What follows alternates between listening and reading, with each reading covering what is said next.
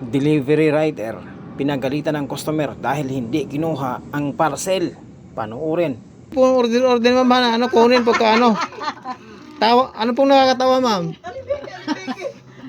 Ang init-init po ng panahon sa labas ma'am. Kaya nga, siguro sabihin mo na ano, hindi yan sa kanya yung pangalan. Ano ba yan? Order po ano. Piki yun. Pinapagod yung rider eh. Copy po. Angel. Angel po. Winner. Shopee po. Angel raw. Shopee. Mga kababayan, ito Po. Angel raw. Ano yan? 1.5 po. Hello, laki naman. Dapat pala yan din. Laki naman. Saglit lang, sir. Bilisan nyo po. Okay. Tagal nyo naman po. How much? 1.5 po. 1,500? Opo. Hindi nga, sir. Oo nga po. Sa uli ko na lang yun. Bakit po? Kasi 1,500 eh. Nagpagod-pagod po ako. Ang init po ng biyahe ko po. Tapos hindi nyo po kukunin. Ano to, Didi? Ito? Hindi ko po alam ma'am kasi nag-deliver lang po ako. Talaga, 1,500. Sinabi ni Angel yan? Tawagin mo si Angel. Ibang pangalan? Ito po tinawagan ko po siya ma'am. Kayo po ba yung Esperanza ma'am?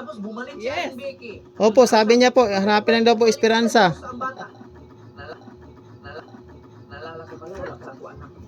Oh, Bakit po? hindi yan si Angela. Hindi po ito? Ano ba yan? Pakisabi po order ma'am. Ano kunin pagka ano. Tawa, ano pong nakakatawa ma'am? Ang init-init po ng panahon sa labas ma'am. Kaya nga, siguro sabihin mo na ano, hindi yan sa kanya yung pangalan. Ano ba yan? Order po ano. Piki yun. Pinapagod yung rider eh.